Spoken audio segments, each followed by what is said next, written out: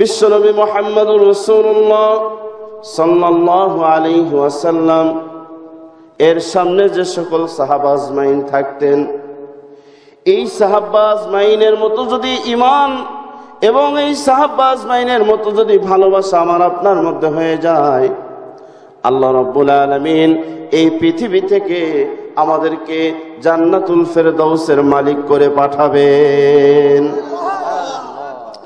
তাই আল্লাহ বলতেছেন, হে রাসূল আপনি তাদেরকে বলে দিন, কুল ইন কুনতুম তুহিব্বুনাল্লাহ,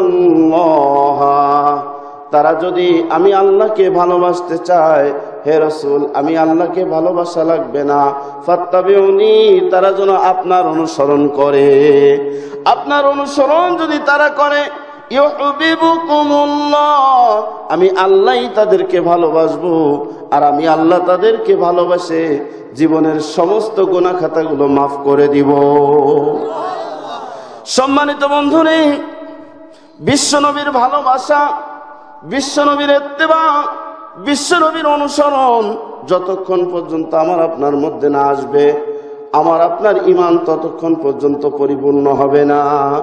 লা ইউমিনু আহাদুকুম হাত্তা আকুনা আহাব্বা ইলাইহি মিন ওয়ালিদিহি ওয়া ওয়ালাদিহিন নাসি আজমাইন, যতক্ষণ পর্যন্ত এই দুনিয়ার সব কিছু থেকে আল্লাহর নবীকে ভালোবাসা না হবে, ততক্ষণ পর্যন্ত কেউ ঈমানদার হবে না। আর আল্লাহ রাব্বুল আলামিনের ঈমানদার যদি না হওয়া যায়, এই দুনিয়া থেকে জাহান্নামী হয়ে যাওয়া লাগবে। জাহান্নামী হতে রাজি আছে নাকি? আর একটু জোরে বলেন। জান্নাতি হতে কারা রাজি? আর একটু দুখানা হাত উঁচু করে দেখান। আল্লাহ তুমি হাতগুলো কবুল করে নাও, বলেন আমিন। ও মালিক, আমরা তোমার কাছে ওয়াদা করতে পারি, পালন করানোর দায়িত্ব তোমার। মালিক রে, বিশ্ব নবীকে খুশি করে সকলেই জান্নাতি হতে পারি সেই তৌফিক দান করে দাও, আমিন। আমার সম্মানিত বন্ধুরে, এবার চলে আসেন, আল্লাহ রাসূল বলতেছেন, মান আহাব্বা লিল্লাহ, যে একমাত্র ভালোবাসবে, এই দুনিয়ার কাউকে ভালোবাসবে আল্লাহর উদ্দেশ্যে। কার উদ্দেশ্যে? আরো জোরে বলেন, কার উদ্দেশ্যে? সম্মানিত বন্ধুরে, মুহাদ্দিস, হাদিসের হাফেজ, অনেক হাদিস তিনি জানেন। এর মধ্যে তিনি শুনতে পারলেন, আর দুনিয়া কুল্লুহা মাতা ও খায়রুল মাতাই ইমরাতুস সালেহ, দুনিয়ার সবকিছু হচ্ছে সম্পদ, এর মধ্যে শ্রেষ্ঠ সম্পদ হলো নেককারিনী মহিলা। কোন মহিলা? নেককারিনী মহিলা। যেই ঘরের মধ্যে নেককার মহিলা থাকবে, যেই ঘরের মধ্যে ইখলাসপূর্ণ আল্লাহওয়ালা মহিলা থাকবে, ওই ঘরের থেকে আল্লাহর ওলি পয়দা হবে, ওই স্বামীটা জান্নাতি হবে, গোটা পরিবারটা জান্নাতি হয়ে যাবে। চিৎকার করে বলেন না সুবহানাল্লাহ। সম্মানিত বন্ধুরে, এখন এই জিনিস যদি আমার আপনার মধ্যে হতে হয়, চারটা জিনিস আবার আপনার মধ্যে থাকা লাগবে। কয়টা জিনিস? আর একটু জোরে বলেন। চারটা জিনিস থাকা লাগবে। আমার সম্মানিত বন্ধু, এই নেককার স্ত্রী পাওয়ার জন্য আল্লাহর কাছে চার দিক থেকে দোয়া করতে হবে। এক নম্বরে চাইতে হবে কার কাছে? আরো জোরে বলেন, কার কাছে চাওয়া লাগবে? আল্লাহর কাছে চাওয়া লাগবে। দ্বিতীয় নম্বরে আল্লাহ রব্বুল আলামিন দান করবেন, এই জন্য ভরসা রাখতে হবে কার কাছে? আরো জোরে বলেন, কার কাছে? আল্লাহর কাছে ভরসা রাখতে হবে। তৃতীয় নম্বরে আমার সম্মানিত বন্ধুরে, দোয়া করতে হবে হালাল রুজি খেয়ে। কোন রুজি খেয়ে? হালাল রুজি খেয়ে দোয়া করা লাগবে। চতুর্থ নম্বরে আমার সম্মানিত বন্ধুরে, যদি দেরি হয় এই দোয়া কবুল হতে, আল্লাহ পাক রব্বুল আলামিনের উপর সবর করতে হবে, ধৈর্য ধারণ করতে হবে। কারণ বান্দা যত দোয়া করে, আল্লাহ রাব্বুল আলামিন প্রত্যেকটা দোয়াই কবুল করেন। কোন দোয়া একটু দেরিতে হয়, কোন দোয়া একটু তাড়াতাড়ি হয়, কোন দোয়া আল্লাহ কিয়ামত পর্যন্ত রেখে দেন বান্দার জন্য। বান্দা যখন কিয়ামতের ময়দানে তার এগুলো দেখতে পারবে, আফসোস করবে আর বলবে, হায় আল্লাহ, আমার সমস্ত দোয়া যদি দুনিয়ায় কবুল না হয়ে এই আখিরাতের জন্য বাজেট থাকতো, আমি এই আখিরাতে সবচাইতে দামি হয়ে যেতাম, সবচাইতে দামি হয়ে যেতাম যদি আল্লাহ পাক রব্বুল আলামিন দোয়াগুলো আমার জন্য কি রাখতো, দুনিয়ায় কবুল না করে বাজেট রাখতো। কিন্তু আমরা তো চিন্তা করি, এত দোয়া করি কবুল হয় না কেন? আরে দোয়া কবুল হওয়ার জন্য 4টা শর্ত। কয়টা শর্ত? 4টা শর্ত। যদি সময় পাই বলবো। আমার সম্মানিত বন্ধুরে, মুহাদ্দিস সাহেব চিন্তা করলেন, আহারে, যদি এরকম গুণ সম্পন্ন একটা মেয়েকে বিবাহ করতে পারি তাহলে আমার সংসার শান্তিপূর্ণ হবে, আমার দাম্পত্য জীবন শান্তিপূর্ণ হবে। এ আশা নিয়ে একটা হাফেজা মহিলাকে প্রস্তাব দিল। মহিলা এক কথায় বলল, ও মুহাদ্দিস সাহেব, বলেন তো দেখি, কোরআনের দাম বেশি নাকি হাদিসের দাম বেশি? মুহাদ্দিস সাহেব বলতেছেন, তাহলে এখন কি আমাকে হাফেজ হতে হবে? চলে গেলেন কোরআনের হাফেজ হওয়ার জন্য। কোরআনের হাফেজ হতে মনে করেন 3-4 বছর সময় লাগলো। এই 3-4 বছর পরে যখন তিনি আসলেন, তখন দেখলেন ওই মহিলার বিবাহ হয়ে গিয়েছে। কি হয়েছে? বিবাহ হয়ে গিয়েছে। এখন ওই মহিলাকে বলতেছে যে কোনো এক পর্যায়ে, যে কি বললে আর কি হলো? বলে, শোনেন মুহাদ্দিস সাহেব, আমরা মহিলা মানুষ, সমস্ত স্বাধীনতা আমাদের পরে নাই।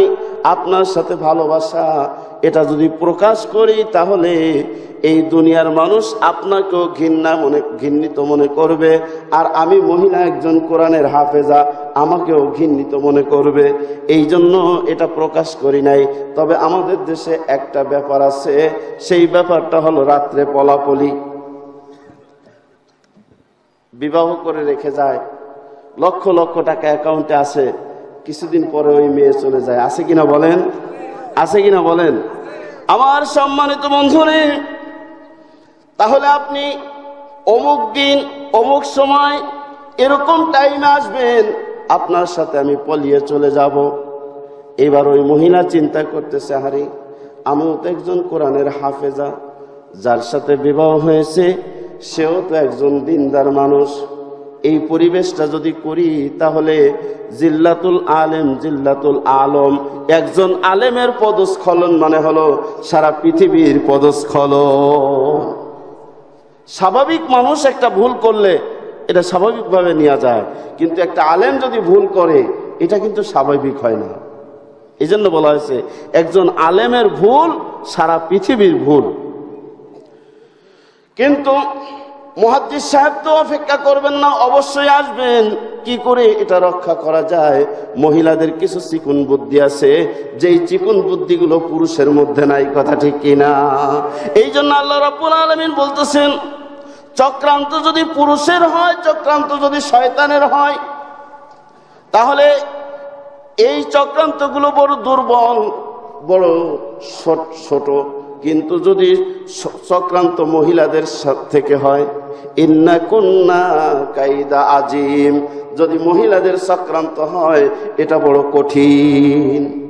মহিলাদের চক্রান্ত বড় কঠিন। আমার বন্ধুরে, হাফেজ সাহেবকে আসতে হবে, মনে করেন এই মধুমতি নদী পার হয়ে আসতে হবে। চিন্তা করলে এই মধুমতি নদীতে যতগুলো নৌকা আছে, সমস্ত নৌকার পাটনিদেরকে বলবো, তোমাদের আজকে রাত্রে এতগুলো করে টাকা দিব, সমস্ত নৌকাগুলো উপরে উঠিয়ে রাখবা। যখন নৌকাগুলো উপরে থাকবে, মুহাদ্দিস সাহেব নদী পাড়ি দিয়ে আসতেও পারবে না, আর আমার সাথে ওয়াদাও ঠিক থাকবে না। ওয়াদা যখন ঠিক থাকবে না, ভালোবাসা বাতিল হয়ে যাবে। আমি আমার স্বামীর সাথে থাকতে পারবো, মুহাদ্দিস থেকে এড়াইয়ে থাকতে পারবো। আমার সম্মানিত বন্ধুরে, মুহাদ্দিস সাহেব সঠিক সময় মধুমতি নদীর তীরে এসেছেন। টিপ টিপ করে বৃষ্টি পড়তেছে, অমাবস্যার অন্ধকার, আবার বাতাস চলতেছে, লুহা বইতেছে, পরিবেশটা বড় প্রতিকূল। এদিকে কোন নৌকা নাই, কি করবেন? হঠাৎ করে দেখতেছে নদীর মাঝে একটা কলা গাছের মতো কি যেন ভেসে যাচ্ছে। মুহাদ্দিস সাহেব প্রেমের টানে ওই কলা গাছ বুকের মধ্যে চেপে নিয়ে এইবার নদী পাড়ি দিয়েছেন। নদী পাড়ি দিয়ে যখন মধুমতি চরে উনি উঠেছেন, ওইটা একটু টান দিয়ে উপরে উঠায় রাখলেন। এই জন্য যে যদি দাবড় খাওয়া লাগে আবার ওই কলা গাছ পার হয়ে চলে আসা যাবে। সঠিক সময় গভীর রজনীতে ওই মহিলার দরজায় যে করাঘাত করেছে, মহিলা তো যেন আসমান থেকে পড়েছে, কি ব্যাপার, কি করে এখান থেকে আসলো? বলতেছে, আপনি কেমন করে আসলেন? আপনার গায়ের থেকে তো দুর্গন্ধ বের হচ্ছে। এবার মুহাদ্দিস সাহেব বলতেছে, এ মহিলা, তুমি আমাকে আর কত ঘোরাবা? একটা কথা বলেই দাও, তুমি আমাকে নিয়ে আর কত ফন্দি করবা? বলে, সেটা নয়, পরে হবে। আপনার গায়ের থেকে দুর্গন্ধ কেন? কি জন্য এই দুর্গন্ধ বের হচ্ছে? বলে, তা তো জানি না। বলে, আপনি কিসে এসেছেন? বলে, একটা কলা গাছ বুকের ভিতর চাপা নিয়ে এসেছি। বলে, চলেন তাহলে সেই কলা গাছটা দেখি। এবার চলতেছে, দেখাচ্ছে এই যে কলা গাছ। প্রেমের চক্ষু অন্ধ। প্রেমের চোখ কি? অন্ধ। আমার সম্মানিত বন্ধুরে, এবার ওই মহিলা বলতেছে, ও মুহাদ্দিস সাহেব, আপনার চোখ অন্ধ হয়ে গিয়েছে, একটু ভালো করে দেখেন। এটা তো দেখছি কোনো কলা গাছ না, এটা দেখছি একটা মরা পচা ফুলা লাশ। এটা কি? একটা লাশ। এবার মুহাদ্দিস সাহেব বলতেছে, তাহলে আমি কি প্রেমের টানে লাশের উপর ভর দিয়ে এসেছি? ঠিক পাই নাই কিচ্ছুই। আমার বন্ধুরি, যখন মারামারি হয়, কাজে লাগে, এই সময় ঘাইগুতো লাগে, ওই সময় ব্যথা হয় না, ব্যথা হয় পরে যে, কথা ঠিক কিনা? আমি দেখছি ও কাজে তো আমরাও করছি, ঘাই লাগতেছে, সড়কির গুতো লাগতেছে, ওই সময় কোনো অনুভূতি নাই, অনুভূতি যায় পরে, কারণ ওই সময় একটা অন্য রকমের কাজ করে। এবার বলতেছে, ও মুহাদ্দিস সাহেব, আমি এই বালুচরে দাঁড়ায় সামান্য একটু ওয়াজ করতেছি আপনার জন্য, শুনে নেন। আপনি আমার ভালোবাসায় পড়ে কোরআনের হাফেজ হয়েছেন। আপনি আমার ভালোবাসায় পড়ে এই খরস্রোতা নদী পাড়ি দিয়ে এসেছেন লাশ বুকের মধ্যে নিয়ে। আল্লাহর কসম করে বলতেছি, এর সামান্যতম একটু ভালোবাসা যদি মালিকের জন্য হতো। কার জন্য হতো? মালিকের জন্য যদি সামান্যতম ভালোবাসা হতো, আমার মতো, আমার চাইতে কোটি গুণ রূপবতী, আমার চাইতে কোটি গুণ চরিত্র সম্পন্ন আল্লাহ রাব্বুল আলামিন 70 জন হুরের ব্যবস্থা আপনার জন্য করে রাখতেন। সম্মানিত বন্ধুরে, মুহাদ্দিস সাহেব এবার বলতেছে, এ মেয়ে হাফেজা, তুমি আমার ভুল ভেঙে দিয়েছো, তওবা করলাম, আজ থেকে একমাত্র আল্লাহকে ভালোবাসবো। কাকে ভালোবাসবো? এই কোরআনের মধ্যে আল্লাহ বলতেছেন, ওয়াল্লাযীনা আমানু আসাদ্দু হুব্বাল লিল্লাহ, যারা ঈমানদার হবে তারা সবচাইতে বেশি ভালোবাসবে কাকে? আরো যারা বলেন, কাকে বেশি ভালোবাসবে? আল্লাহকে বেশি ভালোবাসবে। এই ভালোবাসাটা সাহাবা আজমাইনদের মধ্যে কেমন ছিল? সম্মানিত বন্ধুরে, বিশ্বনবী মুহাম্মদুর রাসূলুল্লাহ সাল্লাল্লাহু আলাইহি ওয়াসাল্লাম মক্কায় ইসলাম প্রচার করতেছেন। সেখান থেকে তারা খেয়ে তিনি মদিনায় আসলেন। কোন জায়গায় আসলেন? মদিনায় আসলেন। মদিনায় তিনি দিন প্রচার করতেছেন, আর সকল সাহাবা আজমাইনদেরকে বুঝাইলেন, আতিউল্লাহ ওয়া আতিউর রাসূল, আল্লাহ এবং আল্লাহর রাসূলের অনুসরণ করো। আল্লাহ এবং আল্লাহ রাসূলের অনুসরণ করো, এবং তোমাদের জান আর মাল সবকিছু আল্লাহর রাস্তায় ব্যয় করো, একমাত্র আল্লাহর সন্তুষ্টির উদ্দেশ্যে। কার সন্তুষ্টির উদ্দেশ্যে? যদি এটা হয়, শুনে নাও, আমি রাসূল ঘোষণা দিতেছি, একটা মানুষকেও এই দুনিয়ায় আমি রেখে জান্নাতে যাব না। যেই মানুষগুলো আমার অনুসরণ করবে, আমি তাদেরকে নিয়েই জান্নাতে পৌঁছায়া যাব। চিৎকার করে বলেন না সুবহানাল্লাহ। আমার সম্মানিত বন্ধুরা, এই ভালোবাসার নজির, এই ভালোবাসার প্রতীক সাহাবা আজমাইন যেরকম দেখিয়েছে, এই কোরআনে আল্লাহ বলতেছেন, আমিনু কামা আমানান নাস, ও দুনিয়ার মানুষেরা, ঈমান আনো যেরকম সাহাবা আজমাইন ঈমান এনেছে। একটু জিকির করেন, লা ইলাহা মুহাব্বতের সাথে জোরে জোরে লা ইলাহা লা ইলাহা। এর যার দিলে আসে মাওলার ভয়, যার দিলে আসে মাওলার ভয়, আহার নিদ্রা ভালো লাগে না, আহার নিদ্রা ভালো লাগে না, ভালো লাগে শুধু মাওলার নাম লা ইলাহা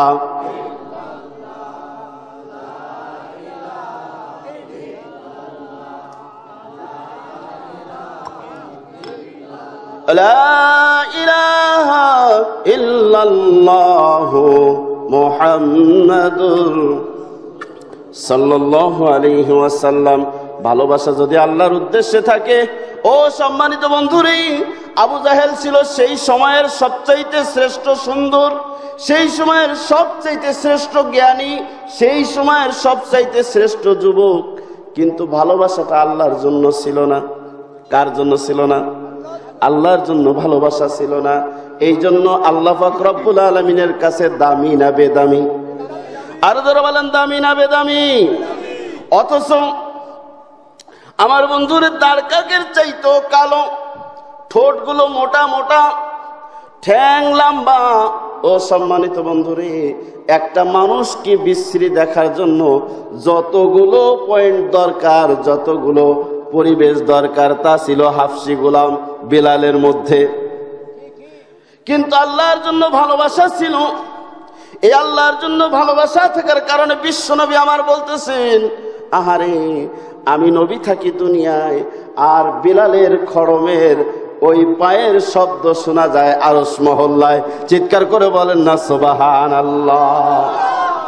সম্মানিত বন্ধুরে, কতটুকু ভালোবেসেছেন এই বিলাল রাদিয়াল্লাহু তাআলা আনহু।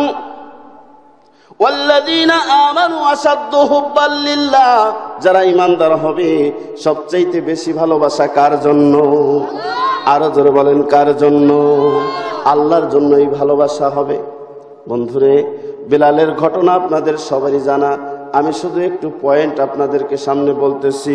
বিলাল রাদিয়াল্লাহু তাআলা আনহু এই ঈমান রাখার কারণে, কলেমার জিকির করার কারণে, এক আল্লাহকে স্বীকার করার কারণে মরুভূমির মধ্যে নিয়ে যাওয়া হতো। এই মরুভূমির উত্তপ্ত বালির উপর তাকে চিৎ করে শোয়ানো হতো। এরপরে কঠিনভাবে চাবুক মারা হতো।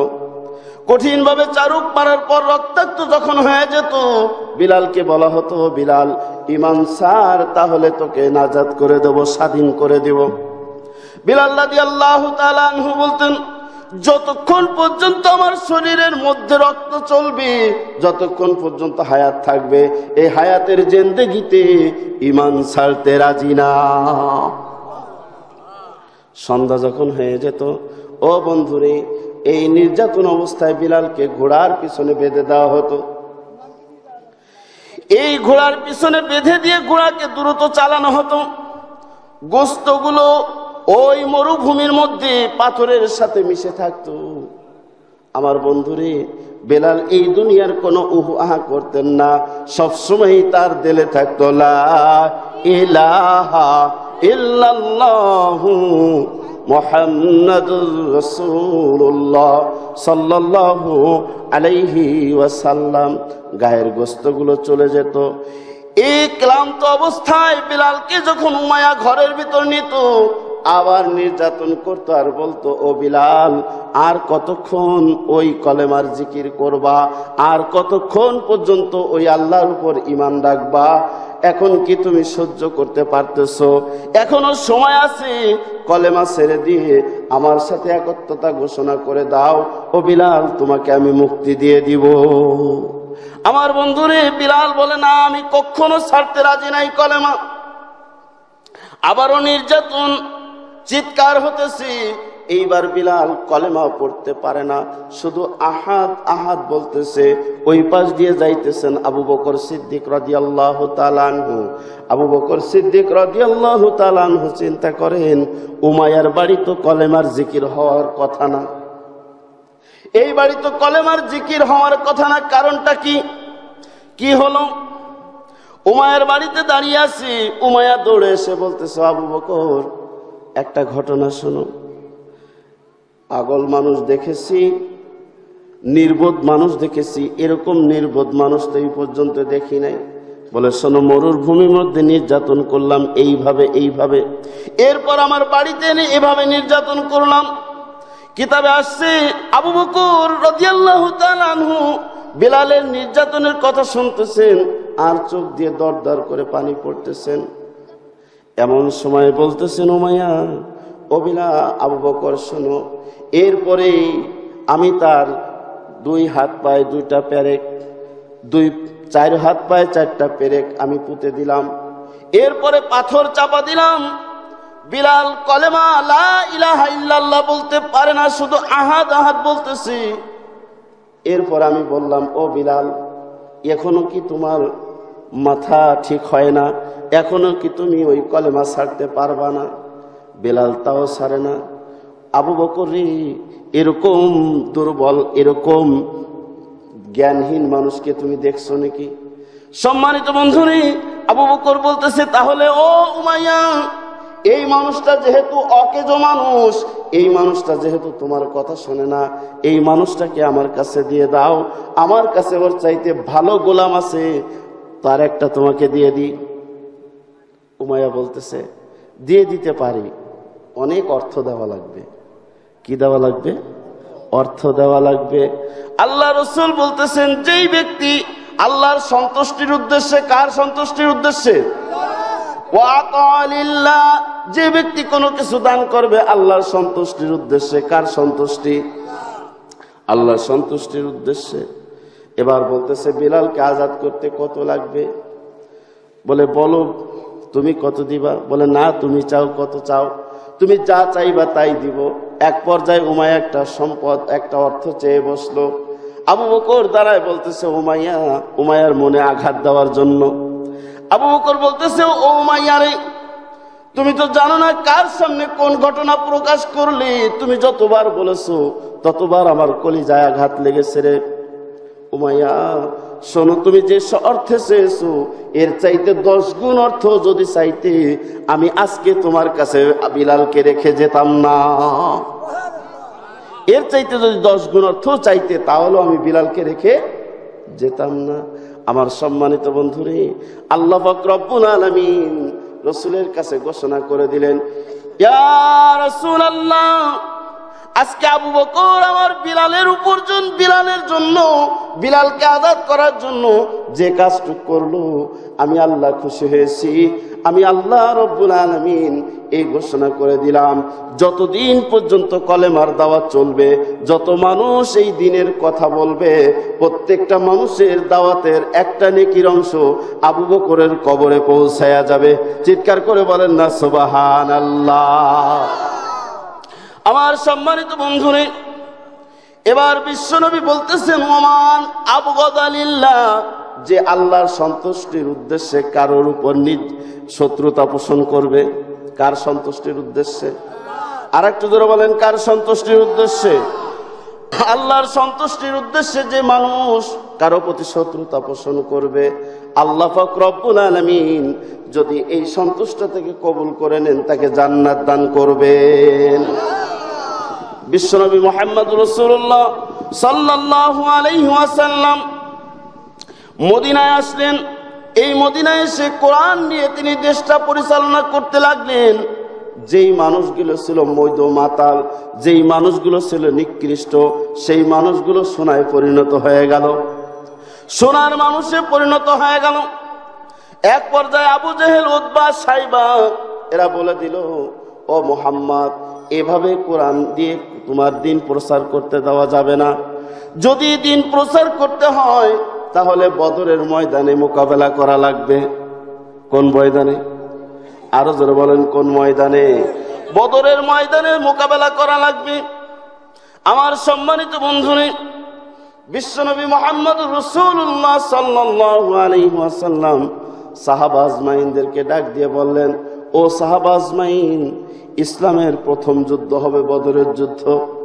এই বদরের যুদ্ধ ছেলে বাপের বিরুদ্ধে, বাপ ছেলের বিরুদ্ধে যুদ্ধ হবে। এটা কি সহজ যুদ্ধ নাকি বলেন? এটা কি সহজ? এটা সহজ নাই। তোমরা যদি আল্লাহর সন্তুষ্টি চাও, জান্নাত কামনা করো, তাহলে শুনে নাও, বদরের ময়দানে জিহাদ করা লাগবে। এই জিহাদে আল্লাহ এবং আল্লাহর রসুলকে সন্তুষ্ট করার উদ্দেশ্যে এই বদরের ময়দানে জিহাদ করা লাগবে। কারা কারা আমার সাথে একাত্মতা ঘোষণা করতে চাও? আমার বন্ধুরে, বিশ্বনবী মুহাম্মদ রাসূলুল্লাহ সাল্লাল্লাহু আলাইহি ওয়াসাল্লামের 313 জন সাহাবী। কয়জন? এই 313 জন সাহাবী এক বাক্যে বলে দিল, ইয়া রাসূলুল্লাহ, যতক্ষণ পর্যন্ত হায়াত থাকবে, যতক্ষণ পর্যন্ত আমাদের শক্তি থাকবে, ততক্ষণ পর্যন্ত আমরা আপনাকে ছাড়ব না। সম্মানিত বন্ধুরে, এই মুহূর্তে যদি বিশ্বনবী আল্লাহর কাছে দোয়া করতেন, আয় আল্লাহ, ইসলামের এই 313 জন, আর আমাদের কাছে মেসেজ এসেছে আবু জাহেল 1000 সৈন্য নিয়ে আসবে, এই 1000 সৈন্যকে উৎসাহ দেওয়ার জন্য 1000 নর্তকী আসবে, 1000 নর্তকী আসবে। আমার সম্মানিত বন্ধুরা, বিশ্বনবী মুহাম্মদ রাসূলুল্লাহ সাল্লাল্লাহু আলাইহি ওয়াসাল্লাম মসজিদে নববীর মধ্যে বসে বসে সাহাবীদেরকে নিয়ে কোরআন খতম দিয়ে দোয়া করবেন, কলেমার খতম দিয়ে দোয়া করবেন। আল্লাহ দোয়া কবুল করবে কি করবে না? করবে। তাহলে কলা খাইতে কি গলা ব্যথা লাগে নাকি? কলা খাইতে গলা ব্যথা লাগে নাকি? আমার বন্ধুরে, আল্লাহর নবী বলতেছেন, ও আমার সাহাবীরা, আজকের দোয়া মসজিদের মধ্যে হবে না, আজকের দোয়া কোরআন খতম দিয়ে হবে না, আজকের দোয়া হবে বদরের ময়দানে। বিশ্বনবী সাহাবীদেরকে সাজাইলেন। আমার বন্ধুরে, 313 জন। কিতাবে আসছে 70 কি 72 খান তরবারি। এই তরবারি তাও ধারালো না, বোথা তরবারি। এবার একদল সাহাবী বলতেছেন, ইয়া রাসূলুল্লাহ, আমরা 70-72 জন যুদ্ধ করব, আর বাকিগুলো কি দর্শকের ভূমিকা পালন করব নাকি? আল্লাহর নবী, বিশ্ব নবী খেজুরের ডগা ভেঙে দিয়ে বলতেছেন, হাজা সাইফুল্লাকা, এগুলো হলো তোমাদের তরবারি। চিৎকার করে বলেন না সুবহানাল্লাহ। আমার বন্ধুরে, কিতাব এসেছে আল্লাহর নবী যে খেজুরের ডগাগুলো তরবারি হিসাবে দিয়েছিলেন, এগুলো এত তরবারি এত ধারালো হয়েছিল, পৃথিবীর কোনো কারিগর এরকম তরবারি তৈরি করতে পারে নাই। পারার মালিক কে? আরো জোরে বলেন, কে মালিক? সম্মানিত বন্ধুরে, বিশ্বনবী মক্কা ছেড়ে মদিনা ছেড়ে 80 মাইল দূর বদরের ময়দানে হাজির হয়ে গেলেন। বদরের ময়দানে যে দেখেন আবু জেহেল সমতল ভূমিটা দখল করে নিয়েছে। বিশ্বনবীর জন্য যেই ভূমিটা আছে বালু ভরা, বালুর মধ্যে পা দাঁড়ায় নাকি? তাহলে এইবার হলো বিশ্বনবীর জন্য প্রতিকূল, আর আবু জেহেলের জন্য হলো অনুকূল। আমার বন্ধুরে, আল্লাহর নবী যখন বদরের ময়দানে পৌঁছায় গেলেন, আল্লাহ রাব্বুল আলামিন জিব্রাইল এবং মিকাইল, ইসরাফিল, বড় বড় 4 জন ফেরেশতাকে ডাক দিয়ে বলতেছেন, ও ফেরেশতারা, আমার বন্ধু মেহমান হিসেবে বদরের ময়দানে এসেছে। এখন মেহমানদারি করতে হবে। সর্বপ্রথম সাকিনা অবতীর্ণ করতে হবে। আমার বন্ধুরে, সর্বপ্রথম সাকিনা অবতীর্ণ করলেন, সুমিষ্ট বাতাস, এরপরে সামান্য বৃষ্টি। এই বৃষ্টি দেওয়ার কারণে ওই আবু জেহেলের সমতল ভূমি এঁটেল মাটিতে বৃষ্টি পড়ার কারণে কাদা কাদা হয়ে গেল, ওদের পা দাঁড়ায় না। এদিকে বালু মাটিতে বৃষ্টি পড়ার কারণে বালু মাটি কিন্তু শক্ত হয়ে গেল। চিৎকার করে বলেন না সুবহানাল্লাহ। আর সাহাবীদের জন্য যে পানির দরকার, আল্লাহ রসুল সেই পানি সাহাবীদেরকে গুছিয়ে রাখতে বললেন। এইবার নবীর অনুকূলে আর ওদের প্রতিকূলে। এইবার যখন এই বৃষ্টি আসলো, আবার ঠান্ডা বাতাস, সাহাবাজ বাহিনীর ক্ষুধা পেটে কিছুই খাবার নাই, সুন্দর পরিবেশ। প্রত্যেকটা সাহাবী রাত্রে ঘুমিয়ে গেল। ক্লান্ত মানুষ সব ঘুমিয়ে গিয়েছে। আমার বন্ধুরে ওই সময় কিন্তু কেউ সব ঘুমাইতেছে, একজন কিন্তু ঘুমান না। তিনি হলেন দয়ার নবী, মায়ার নবী, বিশ্ব নবী মুহাম্মদুর রাসূলুল্লাহ সাল্লাল্লাহু আলাইহি ওয়াসাল্লাম কিন্তু ঘুমাইতেছেন না। দয়ার নবী, মায়ের নবী মাটির সাথে, বদরের মাটির সাথে মাথাটা টাকায়া দিয়া আল্লাহর কাছে বলতেছেন, ও মালিক, ইসলামের প্রথম যুদ্ধ, এই যুদ্ধে যদি মুসলমানরা পরাজয় বরণ করে, এই বদরের ময়দানে চিরতরে ইসলাম বিদায় নিবে। আর যদি আপনি চান ইসলামকে প্রতিষ্ঠিত করার জন্য, তাহলে আমি বিশ্বনবী এই বদরের ময়দানে এসেছি, আমার জন্য আগামীকাল কি সহযোগিতা হবে? আমার বিপরীতে 1000 সৈন্য, সুসজ্জিত খাবার আছে, অর্থ আছে, সমর বাহিনী আছে, সব কিছু আছে, কোনো কিছুর অভাব নাই। অথচ আমি সাহাবীদেরকে তরবারিও দিতে পারি নাই, কোনো খাবারের ব্যবস্থা নাই। আগামীকাল যখন যুদ্ধ হবে, আমার এই সাহাবীদের জন্য এবং আমার জন্য কি সহযোগিতার বাজেট আছে? আল্লাহর নবী, বিশ্বনবী মুহাম্মদুর রাসূলুল্লাহ সাল্লাল্লাহু আলাইহি ওয়াসাল্লাম এই দোয়া যখন করলেন, আল্লাহ পাক রব্বুল আলামিন জানিয়ে দিলেন, বন্ধুরে, ওদের যখন 1000, আমি আল্লাহ রব্বুল আলামিন আসমান থেকে ওদের জন্য, ওদের বিরুদ্ধে সুসজ্জিত 1000 ফেরেশতা পাঠাইয়া দিব। ইন্নাল্লাযীনা ক্বালু রাব্বুনাল্লাহু সুম্মা ইসতাকামু তাতানাজ্জালু আলাইহিমুল মালায়েকা আল্লা তাখাফু ওয়া লা তাহজানু ওয়া আবশিরু বিল জান্নাহ। যারা আমি আল্লাহকে রব বলে মানবে, আমি আল্লাহর উপর ঈমান আনবে, চতুর্দিক থেকে নির্যাতন আসবে, এই নির্যাতনের সময় আমাকে না ছেড়ে যদি ইস্তেকামত থাকতে পারে, আমি আল্লাহ ওদের সহযোগিতার জন্য আসমান থেকে ফেরেশতা পাঠায়া দিব। এই ফেরেশতারা বলবে, আল্লাহ তাখাফু, তোমার কোনো ভয় নেই, ওয়ালা তাহজানু, তোমার কোনো চিন্তা নেই, ওয়া আনতুমুল আলাউনা, তুমি হবে বিজয়ী। চিৎকার করে বলেন না সুবহানাল্লাহ। দয়ার নবী, মায়ার নবী, বিশ্ব নবী মুহাম্মদুর রাসূলুল্লাহ সাল্লাল্লাহু আলাইহি ওয়াসাল্লাম বদরের ময়দান থেকে মাথা উঠাইতেছেন না। আমার সম্মানিত বন্ধুরে, আল্লাহ রাব্বুল আলামিন বলতেছেন, বন্ধু, মনে হয় অঙ্ক কম হয়েছে, শুনে নাও বন্ধুরে, ওই 1-এর সাথে আরো 2 যোগ করে দাও। আগামীকাল যখন জিহাদ শুরু হয়ে যাবে, আমি আল্লাহ রাব্বুল আলামিন 3000 ফেরেশতা পাঠাইয়া দিব। আমার বন্ধুরে, বিশ্বনবী মাথা উঠায় না। আল্লাহ রাব্বুল আলামিন বলেন, ও বন্ধুরে, আগামীকাল যখন যুদ্ধ শুরু হয়ে যাবে, 1 নয় 2 নয় 5000 রহমতের ফেরেশতা আসবে। নবী খুশি হলেন। নবী কি হলেন? খুশি হলেন। আল্লাহর নবী কিন্তু মাথা উঠাইতেছে না। বদরের ভূমিটা কেঁদে কেঁদে তিনি কাদা মুক্ত করে ফেললেন, কর্দমুক্ত করে দিলেন। আল্লাহর নবী বিশ্ব নবীকে বলতেছেন, হাবিব, আপনি কি চান? কেন আপনি মাথা উঠাইতেছেন না? বলে, আয় আল্লাহ, আমি আপনাকে আমার সব কিছুর থেকে বেশি ভালোবাসি, সব কিছুর থেকে বেশি ভালোবাসি। যদি আপনার ভালোবাসার পরে একটু স্থান থাকতো, তাহলে আমি ওমরকে ভালোবাসতাম। যদি একটু স্থান থাকতো, তাহলে আমি আবু বকরকে ভালোবাসতাম।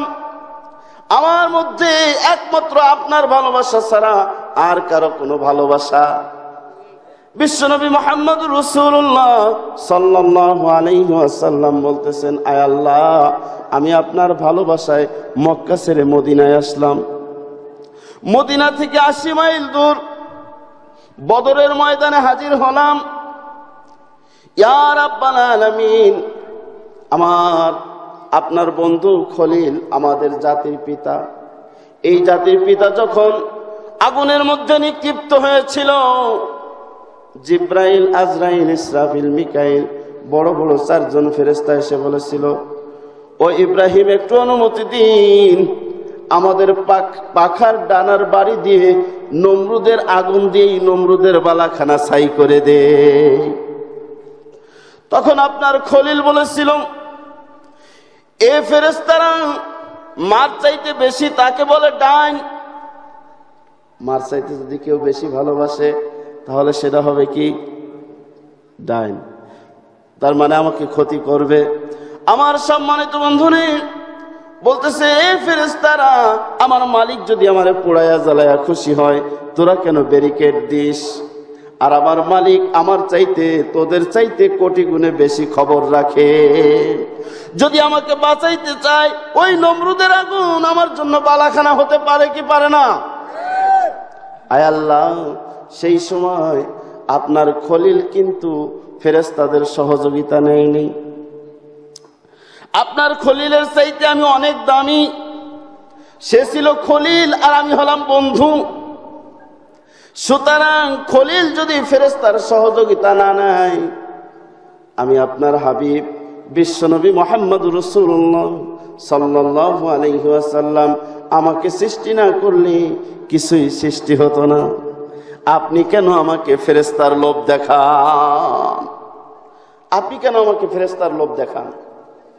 ইয়া রাব্বাল আলামিন, আগামীকাল যখন যুদ্ধ শুরু হয়ে যাবে, রব্বুল আলামিন এই ময়দানে ফেরেশতা নয়, আগামীকাল যখন জিহাদ শুরু হবে, আমি যদি মক্কা ছেড়ে মদিনায় আসতে পারি, মদিনা ছেড়ে 80 মাইল বদরে আসতে পারি, আপনি আরশের মালিক আল্লাহ কি বদরের ময়দানে আসতে পারেন না? আল্লাহ রাব্বুল আলামিন বলে দিলেন, ও হাবিব, আপনার দরখাস্ত কবুল। আগামীকাল যখন জিহাদ শুরু হয়ে যাবে, এই জিহাদে স্বয়ং আমি আল্লাহ নিজে নেমে আসব। চিৎকার করে বলেন না সুবহানাল্লাহ। আমার বন্ধু নেই, আল্লাহ রসুল তাও মাথা উঠান না। বলে, হাবিব ব্যাপার কি, মাথা উঠান না কেন? বলে, শোনেন, আমি আপনার বন্ধু, আমি আপনার বন্ধু।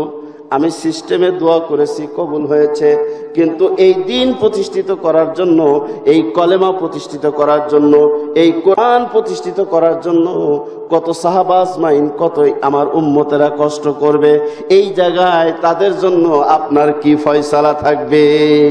আল্লাহ রাব্বুল আলামিন বলে দিলেন, আপনার উম্মতেরা যদি আমার মতন, আপনার মতন ইস্তেকামত থাকতে পারে, আপনার মতো যদি ঈমানওয়ালা থাকতে পারে, ওরা যদি সংখ্যায় 2 জন থাকে, 3য় জন হিসাবে আমি আল্লাহ থাকব।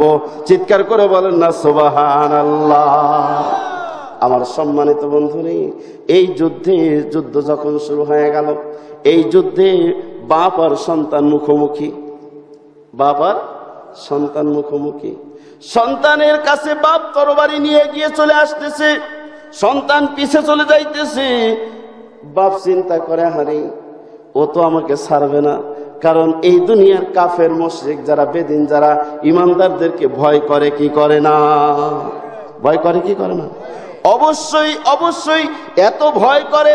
আল্লাহ কোরআনেই বলতেছেন, যারা কাফের মুশরিক এরা এত ভয় করে, যদি ইমানদাররা সঠিকভাবে জানতো, তাহলে এই দুনিয়ায় একটা মানুষও বেঈমানদার থাকতো না, সমস্ত মানুষগুলোই ইমানদার হয়ে যেত। চিৎকার করে বলেন না সুবহানাল্লাহ। আমার সম্মানিত বন্ধুরা, এক পর্যায়ে এই পিতা এগিয়ে আসতেছে আর সন্তান সরে যেতেছে। আল্লাহর নবীর কাছে যে বলছে, ইয়া রাসূলুল্লাহ, তরবারি যতই ঘুরোই, আব্বাকে এই তরবারির সামনে পাইতেছি, কি করব? আল্লাহ রসুল বলতেছে, শুনে নাও, লা ইউমিনু আহাদুকুম হাত্তা আকুনা আহাব্বা ইলাইহি মিন ওয়ালিদিহি ওয়া ওয়ালাদিহিন নাসি আজমাইন। ততক্ষণ পর্যন্ত তুমি ইমানদার হতে পারবা না যতক্ষণ পর্যন্ত তোমার বাবা, তোমার মা, তোমার ভাই ব্রাদার, আত্মীয় স্বজন তোমার কাছে যতক্ষণ পর্যন্ত আমি নবী না প্রিয় হব, ততক্ষণ পর্যন্ত ইমানদার হবে না। আমার সম্মানিত বন্ধুরে, এই ওয়াজটুকু শুনে যে সাথে সাথে বাপের কল্লার উপর একটা তরবারি নিক্ষেপ করলো, ওইখানেই জায়গায় দ্বিখণ্ডিত হয়ে গেল। চিৎকার করে বলেন না সুবহানাল্লাহ। ওমান আহাব্বা লিল্লাহ ওমান আবগাদা লিল্লাহ, যে আল্লাহর সন্তুষ্টির উদ্দেশ্যে কারোর সাথে শত্রুতা পোষণ করবে, কার সাথে শত্রুতা পোষণ করবে। আমার বন্ধুরে, এবার ওমানা আলিল্লাহ, যে কেউ আল্লাহর সন্তুষ্টির উদ্দেশ্যে কিছু নিষেধ করবে, কি করবে? নিষেধ করবে।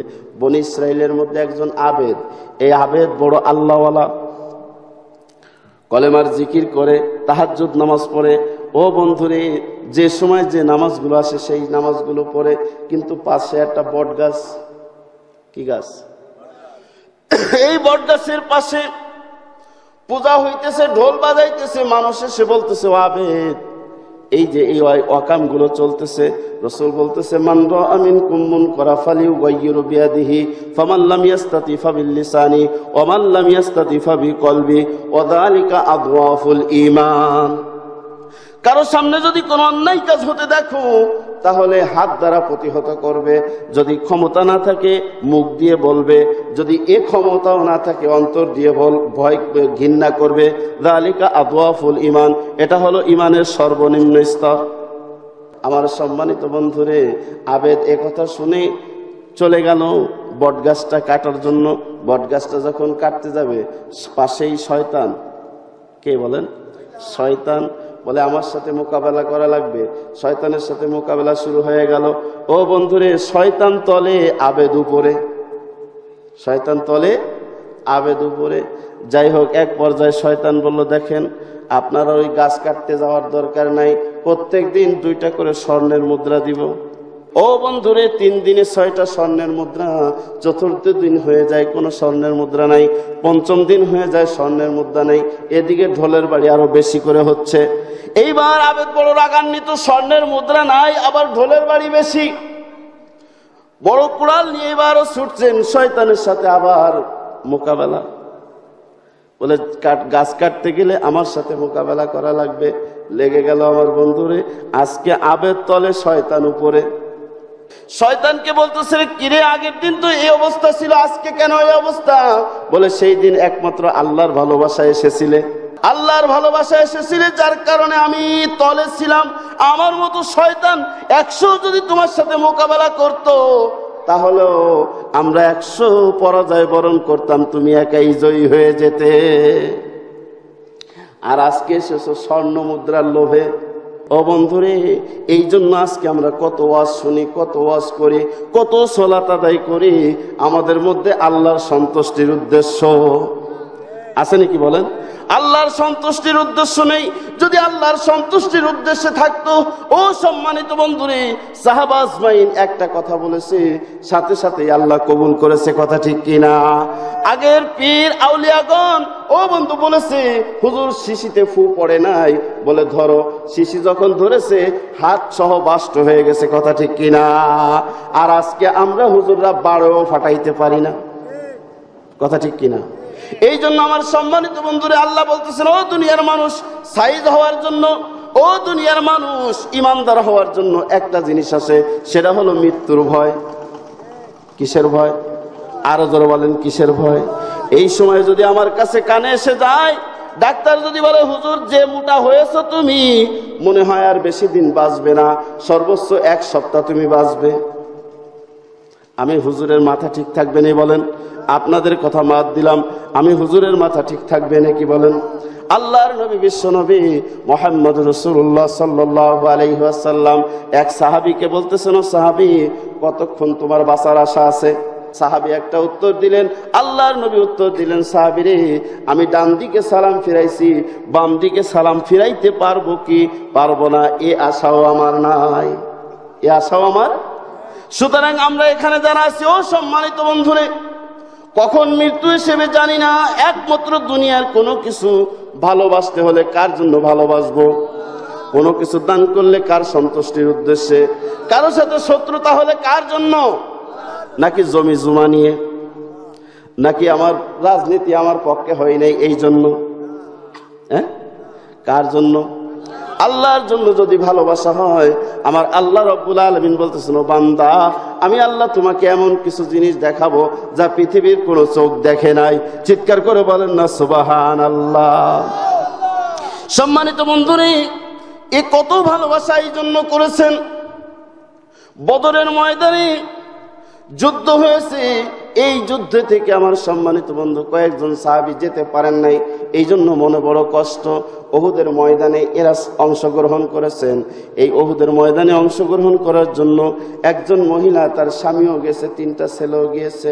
এই স্বামীও দুনিয়া থেকে বিদায় নিয়েছে, শাহাদত বরণ করেছে, ছেলেও দুনিয়া থেকে শাহাদত বরণ করেছে। মহিলার কাছে এসে বলতেছে, ও মহিলা, ছেলেও নাই, স্বামীও নাই, যেই নবীর জন্য রাজনীতি করো, যেই নবীর জন্য এত কিছু করো, সেই নবীও দুনিয়াতে বেঁচে নাই। বন্ধুরে, মহিলা এবার পাগল পারা হয়েছে, তবে স্বামীর জন্য নয়, ছেলের জন্য নয়, একমাত্র বিশ্ব নবীর জন্য। শুনে আসে সংবাদ, এক মুসলিম মহিলা পাগল হয়ে ছুটেছে, এ কাফেরেরা বলছে তোমার পতিপুত্র সবাই মারা গেছে। মহিলা বলছে চাই না তা শুনতে, মহিলা বলছে চাই না তা শুনতে, বলো কেমন আছে আমার দয়ার নবী, বলো কেমন আছে আমার মায়ার নবী। আমরা যে তার আদরের উম্মত, উম্মতের করলাম কি, আমরা যে তার মোহব্বতের উম্মত, উম্মতের করলাম কি। সেদিন উল্লাসে মাতিয়া কাফেরের দল সব উড়াইয়া জয় জয় পতাকা, এ ঘোষণা হয়েছে নবীজি মরেছে, আর পাইবে না তার দেখা। সেদিন যত ছিল মুসলমান হইয়া পাগলের মতন, ময়দানে করে সবে কান্নাকাটি। আমরা যে তার আদরের উম্মত, উম্মতের করলাম কি, আমরা যে তার মোহব্বতের উম্মত, কয়দিন কেন্দেছি। এই ভালোবাসা আমাদের মধ্যে আছে নাকি বলেন? আমার সন্তান যদি শেষ হয়ে যায়, ও বন্ধুরে, বিশ্ব নবীর সুন্নাত কিন্তু আমার মধ্যে থাকবে, থাকবে নাকি? আমার বন্ধুরে, দার কাকের চাইতো কালো ছিল। রসুলের সাহাবী গোরাবা এই সাহাবা আজমাইনদেরকে নিয়ে বসে আছে। এমন সময় আল্লাহর নবী দেখেন গোরাবা মুখটা বেজার করে পড়ে আছে। আল্লাহর নবী বলতেছেন, গোরাবা, সমস্ত সাহাবী তো হাসি খুশি, তুমি কেন এরকম? বলে, ইয়া রাসূলুল্লাহ, এই পৃথিবীর প্রত্যেকটা মানুষের এক একটা জিনিস আছে, কিন্তু আমার মধ্যে এমন পরিবেশ, আমি মানুষের মধ্যেও ভালোভাবে বসতে পারি না, প্রত্যেকটা মানুষই আমাকে ঘৃণা করে, আমার কি কোনো মূল্য নাই? আল্লাহর নবী বিশ্ব নবী এক পর্যায়ে বুঝে ফেললেন সাহাবী কি বলতেছে। বলতেছে, রে গোরাবা, তুমি কি বলো, তোমার কি বিবাহ করতে মনে চাই কিনা? বলে, ইয়া রাসূলুল্লাহ, বয়স আমার প্রায় 20-22 হয়েছে, কে না বিবাহ করতে চায়, কিন্তু আমার মধ্যে এমন একটা চেহারা, আমার শরীরের গঠন এমন, পৃথিবীতে যে কোনো মহিলা যার একটু রুচিবোধ আছে, ওই মহিলা তো আমাকে পছন্দ করবে না। দয়ার নবী, মায়ার নবী, বিশ্ব নবী বলতেছেন, ও গোরাবা, বলো কি রে গোরাবা, আল্লাহ রাব্বুল আলামিন তোমাকে এমন একটা জিনিস দান করেছে, যেই জিনিসটার দাম এই পৃথিবীর মতো 10টা পৃথিবী বেচলেও হবে না। তোমার মধ্যে ঈমান আছে রে গোরাবা। প্রত্যেকটা মানুষের মধ্যে আল্লাহ বড় বড় নিয়ামত দান করেছেন। ও বন্ধু, তার মধ্যে একটা হলো কিডনি। দামি কি বেদামি? দামি কি বেদামি? একটা কিডনি বিকল হলেও বাঁচা যায়, কিন্তু 2টা কিডনি যদি বিকল হয়ে যায় বাঁচা যায় নাকি? আমার বন্ধুরে, একটা কিডনির সর্বনিম্ন দাম কয়েক কোটি টাকা। তাহলে আমরা যারা কিচ্ছুই নাই, তারাও তো কয়েক কোটি টাকার মালিক আছি, কি বলেন, কি বলেন না? চক্ষুর দাম কত, সব কিছুর দাম কত। আল্লাহ বলেন, বান্দারে, এগুলো কোনো কিছুর দাম আমার কাছে নাই, এর চাইতে কোটি গুণ বেশি দামি হলো ঈমান। এর চাইতে সবচেয়ে বেশি দামি কি বলেন? এর চাইতে সবচাইতে বেশি দাম হলো যেই জিনিসটা, সেটা হলো ঈমান। গোরাবা, তোমার মধ্যে সেই জিনিসটা আছে। ও গোরাবা, শুনে নাও, মনে কষ্ট নিও না, 3 দিন কি 5 দিনের মধ্যে হুরে মদিনার সাথে তোমাকে বিবাহ দিব। বলে, ইয়া রাসূলুল্লাহ, আপনি কি বলতেছেন? আমি কি স্বপ্নে দেখতেছি? আমি কি স্বপ্নে দেখতেছি? আল্লাহর নবী বললেন, ও গোরাবা, শুনে নাও, নবীদের স্বপ্ন সত্য। আমার সম্মানিত বন্ধুরে, যেই না গোরাবাই কথা বলেছে, আল্লাহর নবী যখন এই কথা বলেছে, আমার সম্মানিত বন্ধু গোরাবা যেন মনের মধ্যে একটা আনন্দ একটা বড় শান্তি। আমার বন্ধুরা এইবার বলতেছে, ইয়া রাসূলুল্লাহ, আমি তো বিবাহ করব, গোরাবা হলো হুরের মদিনা, হুরে মদিনা হলো বিশ্ব শ্রেষ্ঠ সুন্দরী নারী, তার সাথে বিবাহ হবে, আমার তো কোনো অর্থ করি নাই। অর্থ করির মালিক কে? নদীরে কুল ভাঙে অকুল গড়ে, নদীরে কুল ভাঙে অকুল গড়ে, এই তো নদীর খেলা, সকাল বেলার বাচ্চা তুমি ফকির সন্ধ্যা বেলা। আবার সন্ধ্যা বেলার ফকির রে আল্লাহ সকাল বেলার বাচ্চা বানাইতে পারে কি পারে না? পারে কি পারে না? আমার সম্মানিত বন্ধুরে, গোরাবাকে বলতেছে, গোরাবা কোনো টেনশন নাই। সাহাবীদেরকে বলতেছে, ও সাহাবীরা, এই দুনিয়ার সম্পদের কোনো মূল্য নাই। আল্লাহ রাব্বুল আলামিন বলতেছেন, বান্দারে, তোমার কাছে মৃত্যু আসার আগে তুমি তোমার সম্পদ আল্লাহর রাস্তায় দান করো, এই উদ্দেশ্যে যে জান্নাতের বিনিময়ে। কিসের বিনিময়ে? আমার বন্ধুরা, যে কথাটা কোরআনে বলতেছে, আল্লাহ আতিউল্লাহ ওয়া আতিউর রাসূল, সাহাবা আজমাইন শুনছেন আর মানছেন, কোনো প্রশ্ন তারা করেন নাই, কোনো প্রশ্ন করেন নাই, শুনছেন আর মানছেন। সাথে সাথেই টাকার স্তূপ হয়ে গেল। আল্লাহর নবী বিশ্ব নবী মুহাম্মদ রাসূলুল্লাহ সাল্লাল্লাহু আলাইহি ওয়াসাল্লাম গোরাবার কাছে এতগুলো অর্থ দিলেন। গোরাবা বলতেছে, ইয়া রাসূলুল্লাহ, জীবনে তো কোনোদিন এরকম সম্পদ দেখি নাই। আল্লাহর নবী বললেন, এই সম্পদ সবগুলো, এটা হলো মোহরানার টাকা। কিসের টাকা? আর একটু জোরে কম। এখন কি মোহরানা দেয়া লাগে নাকি? আরো পাওয়া যায়। আল্লাহর নবী বলতেছেন, এটা মোহরানার টাকা, আর এই টাকা দিয়ে বাজার করবা, কারণ ও গোরাবা যেহেতু হুরের মদিনা বড় শ্রেষ্ঠ সুন্দরী নারী, তার বাজারটাও হবে বড়। ইসলাম সব জায়গায় কিন্তু গরিব না, শান্তির ধর্ম। সম্মানিত বন্ধু নেই, এদিকে গোরাবার বাপের কাছে আল্লাহর নবী একটা চিঠি লিখে দিলেন, নিচে স্বাক্ষর করে দিয়েছেন, যাও গোরাবার আব্বার কাছে দিয়ে দাও। গোরাবার আব্বা চিঠি পড়তেছে আর চোখ দিয়ে টপ টপ করে পানি পড়তেছে। আহারে, বিশ্ব নবীর সাথে ভালোবাসা থাকার কারণে কি আজকে আমার সুন্দরী মেয়েকে ওই বঙ্গোপসাগরে ফেলানো লাগবে নাকি? কথা বুঝতে পেরেছেন?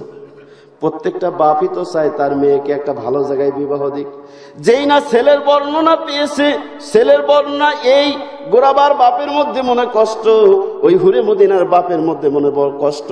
এই জন্য সে বলতেছে, এই রসুলের সাথে ভালোবাসা থাকার কারণে কি আজকে আমার মেয়েকে এই অমাবস্যার অন্ধকারের মধ্যে ফেলানো লাগবে নাকি? কিন্তু আমার বন্ধুরে, যাকে আল্লাহ ঈমান দেয় সে আর বসে থাকে না, জানলার ফাঁক দিয়ে রাখে।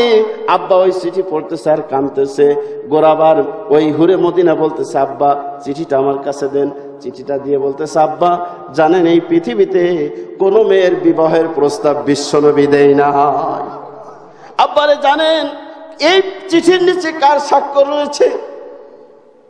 বিশ্বনবীর স্বাক্ষর রয়েছে।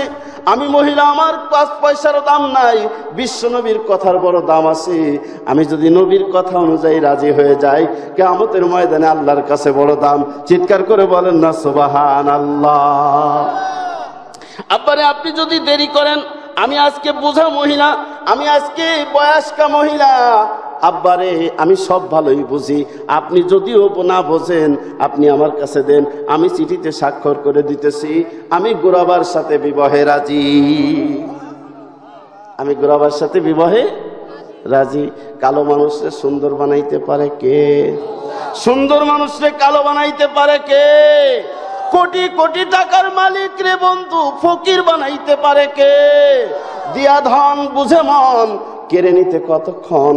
ধন দিয়া বোঝে মন, বোঝে বেটা দিয়া, কাঙ্গালো বানাইয়া ঘোড়ায় হাতে সালা দিয়া। পারে কি পারে না? কত সুন্দরী মেয়ে ও বন্ধুরে রাস্তাঘাটে ঘুরে বেড়ায়, অথচ কালো মেয়ে অট্টালিকায় থাকে। করার মালিক কে? আরো জোরে বলেন, করার মালিক কে? সুন্দরী মেয়ে দেখে বিবাহ করেছে, স্বামী ওই মেয়ের চরিত্রের কারণে গলায় দড়ি নিয়ে মরেছে, আছে কিনা? আবার কালো মেয়ে বিবাহ করেছে, স্বামীর সংসারে বড় শান্তি। কথা ঠিক কিনা? সম্মানিত বন্ধুরা, গোরাবা রাজি হয়ে গেল, চিঠিতে দরখাস্ত সই করে দিল। আল্লাহর নবীর কাছে যখন চিঠি এসে গেল, আল্লাহর নবী বলতেছিল, গোরাবা মনে ভয় নাই, আগামীকালই হুরে মদিনার সাথে বিবাহ। আগামীকালই হুরে মদিনার সাথে বিবাহ। সাহাবীদেরকে বলতেছেন, সাহাবীরা রে, গোরাবা গরিব মানুষ, দামি দামি কসমেটিক্স সে চেনবে না। আমি হুজুর গরিব মানুষ, সব ভালো ভালো দামি কসমেটিক আমি কি চিনি কি নাকি? চিনি। বড় লোকরা যা চিনি আমি কি চিনি? আল্লাহ নবী বলতেছেন, বড় লোক সাহাবী যারা আছো, ও উসমান, ও যারা ওমর, বড় বড় দামি দামি তারা আসো, বাজার থেকে ভালো ভালো সামগ্রীগুলো কিনে নিয়ে আসো। আমার সম্মানিত বন্ধুরে, দামি সামগ্রী যখন কিনতে গেল, টাকা পয়সার মালিক, গোরাবার মধ্যে এত শান্তি যা বর্ণনা করা যায় না। এই গোরাবা যাচ্ছে, এমন সময় কে যেন বলতেছে, কতকুতিলা মুহাম্মদ, মুহাম্মদ হত্যা হয়েছে, মুহাম্মদ দুনিয়াতে নাই। আমার বন্ধু কিতাব এসছে, কোথায় হুরে মদিনা, আর কোথায় সম্পদ, আর কোথায় অর্থ? যেই অর্থ কোনোদিন গোরাবা দেখে নাই, যেই সংবাদ গোরাবা কোনোদিন শোনে নাই, সব কিছু ফেলে দিয়ে লাথি মেরে জিহাদের ময়দানে চলে গেল। আমার সম্মানিত বন্ধুরে, কিতাবে আসছে, কচু কাটার মতো শয়তানদেরকে দুনিয়ার থেকে বিদায় দিয়ে, কাফেরদেরকে বিদায় দিয়ে গোরাবা ওখানেই শাহাদত বরণ করলো। দয়ার নবী, মায়ার নবী, বিশ্ব নবী মুহাম্মদুর রাসূলুল্লাহ সাল্লাল্লাহু আলাইহি ওয়াসাল্লাম গোরাবার এই শাহাদত বরণের এই লাশটা বুকের মধ্যে নিয়ে আল্লাহর কাছে বলতেছে, আরশের মালিক আল্লাহ, আমি এতক্ষণ পর্যন্ত গোরাবার উপর রাজি।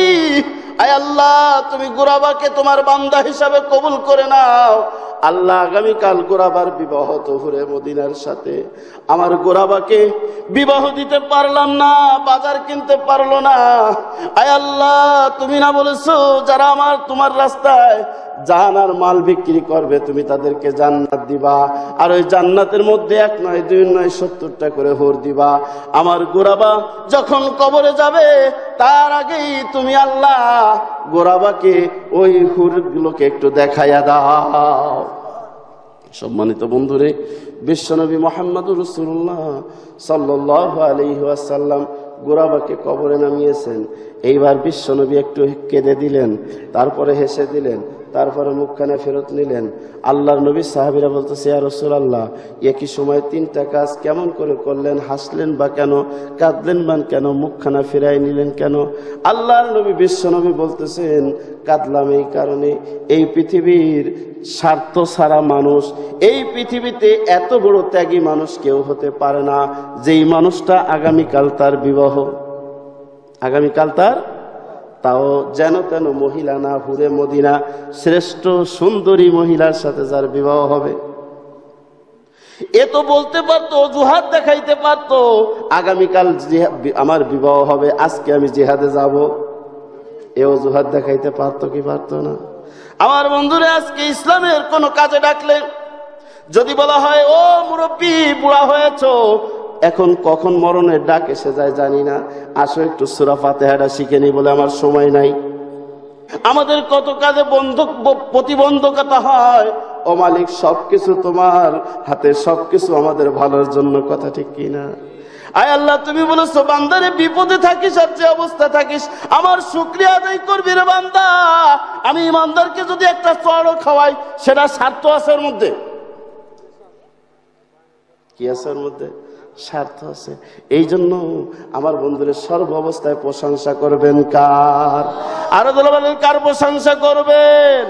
এ প্রশংসা সবই কেবল তোমারই, রব্বুল আলামিন, দয়ালু মেহেরবান, করুণায়া পুরান, আর কেউ নাই, তুমি মালিক।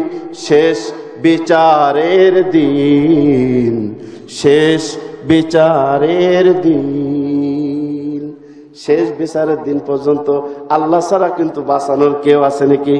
এই জন্য প্রশংসা করব কার? নেতার নাকি প্রশংসা করব, নাকি ওস্তাদের প্রশংসা করব? কারো প্রশংসা না, প্রশংসা কার? আমার বন্ধুরা, আপনাদেরকে দেখাই বাস্তব। আপনি যে চলতেছেন, হঠাৎ একটা পোক আসলো, চোখটা কি আপনি বন্ধ করে দিয়েছেন নাকি? বন্ধ করে কে? আরো জোরে বলেন, কে বন্ধ করে? আল্লাহ বলে, ও বান্দা, তুমি ঘুমায় আছো, 1 নয় 2 নয় যদি দোয়া কালাম পড়ে থাকো, আমি আল্লাহ রাব্বুল আলামিন লক্ষ লক্ষ ফেরেশতা দিয়ে তোমাকে সাহায্য করি। তা না হলে এই রাতের মধ্যে কত প্রকারের প্রাণী তোমাকে ধ্বংস করে দিতে পারে। আমি চলি মাইক্রোস্কোপ অথবা যে সকল যন্ত্র আছে, এই যন্ত্র যদি চোখে দেন মনে করবেন যে আপনি কত ময়লার মধ্যে চলতেছেন। আল্লাহ ছাড়া কেউ জানে? কেউ জানে নাকি? এই জন্য আমার সম্মানিত বন্ধুরে, সর্ব অবস্থায় ভরসা করতে হবে কার উপর? আরো জোরে, কার উপর? আল্লাহ রাসূল বলতেছে, আরে এই দুনিয়ার মানুষেরা এত কিছু ত্যাগ করে এরকম ভাবে আগামীকাল সুন্দরী মেয়ের সাথে বিবাহ হবে, বাজার ঘাট করবে, অজুহাত তো দেখাইতে পারতো, কিন্তু কোনো অজুহাত না দেখাইয়া আমি বিশ্ব নবীর মহব্বতে এসে এই ময়দানে এসে জীবনটা বিলিয়ে দিল। এই জন্য আমি আল্লাহ রসুল দুঃখ ধরে রাখতে পারলাম না, এই জন্য কেঁদে দিলাম। দ্বিতীয় নম্বরে আমি যে হেসে দিলাম, এই কারণে আমি আল্লাহর কাছে দরখাস্ত করেছিলাম, ও মালিক, তুমি এই গোরাবাকে 1 নয় 2 নয় যে 70টা হুর দেওয়ার যে ওয়াদা তুমি করেছো, এই হুরগুলোকে তুমি দেখায়া দাও। আমি দেখলাম ওই আসমান থেকে, আরশ থেকে 70 জন হুর প্রতিযোগিতা করতেছে, কে সর্বপ্রথম ওই গোরাবাকে ধরতে পারে। যে গোরাবাকে সর্বপ্রথম ধরতে পারবে সে হবে ওই হুরদের মধ্যে শ্রেষ্ঠ রানী। সে হবে কি? শ্রেষ্ঠ রানী। এ দেখে আমি বড় খুশি হয়ে গেলাম।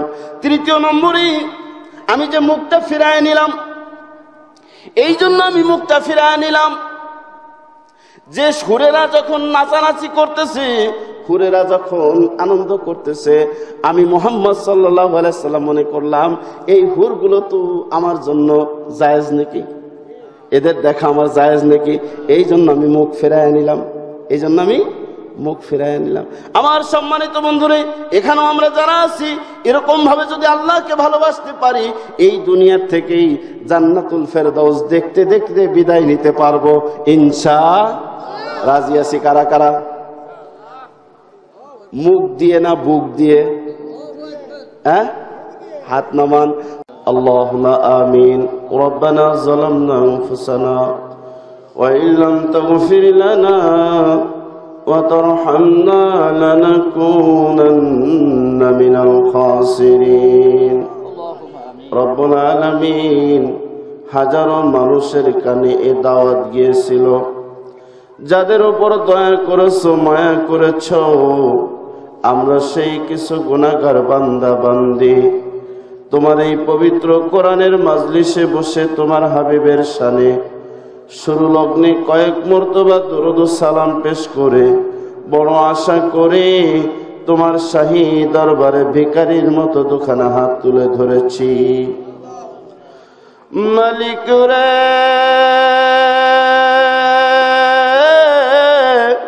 হতে পারে মাহফিল আমাদের জীবনের কারো শেষ মাহফিল। যে কথা বলতেছি পরের কথা বলতে পারবো কি তাও জানি না, অথচ মালিক শয়তানের ধোঁকায় পড়ে গুনাহ দিয়ে সমস্ত আমল ধ্বংস করে ফেলেছি। এ মুহূর্তে যদি মরণ এসে যায়, জাহান্নামী হিসেবে কবরে যাওয়া লাগবে। দয়া মায়া করে যেহেতু হাজির করেছো, আমাদের জিন্দেগির গুনাহগুলো মাফ করে দাও। এর কত গুনাহ করছি মাওলা জীবনে, কত গুনাহ করছি মাওলা গোপনে, মাফ করে দাও ওহ গো মাওলা তোমার নিজ গুণে। সকলের দরজা হইতে আল্লাহ ফিরিয়া, সকলের দরজা হইতে আল্লাহ ফিরিয়া, তোমারি রোজাই রইলাম পড়িয়া তুমি যদি মাফ না করবা তোমার বান্দারে, বলো আমরা যাব মাওলার কাছে। ও মালিক আমাদেরকে মাফ করে দাও। অনেক বছর যাবত এ মাহফিলে আসি, আয় আল্লাহ শুরু লগ্নে যাদেরকে পেয়েছিলাম আজকে অনেকে এই দুনিয়াতে নাই। ও মালিক বিভিন্ন কবরস্থানে শুয়ে আছে, কি অবস্থা আছে জানি না রে মালিক। আয় আল্লাহ এই এলাকা সহ মাইকের আওয়াজ যতদূর পর্যন্ত যেতেছে সকলের গুনাহগুলো তুমি মাফ করে দাও, কবরগুলোকে জান্নাতের টুকরায় পরিণত করে দাও। কখন জানি মরণের ডাক দিবা জানি না, ওই ডাক দেওয়ার পূর্ব মুহূর্তে আমাদের সকলের কলবে এবং জবানে তোমার মধুর কলেমা জারি করে দিও, লা ইলাহা ইল্লাল্লাহু মুহাম্মাদুর রাসূলুল্লাহ সাল্লাল্লাহু আলাইহি ওয়াসাল্লাম।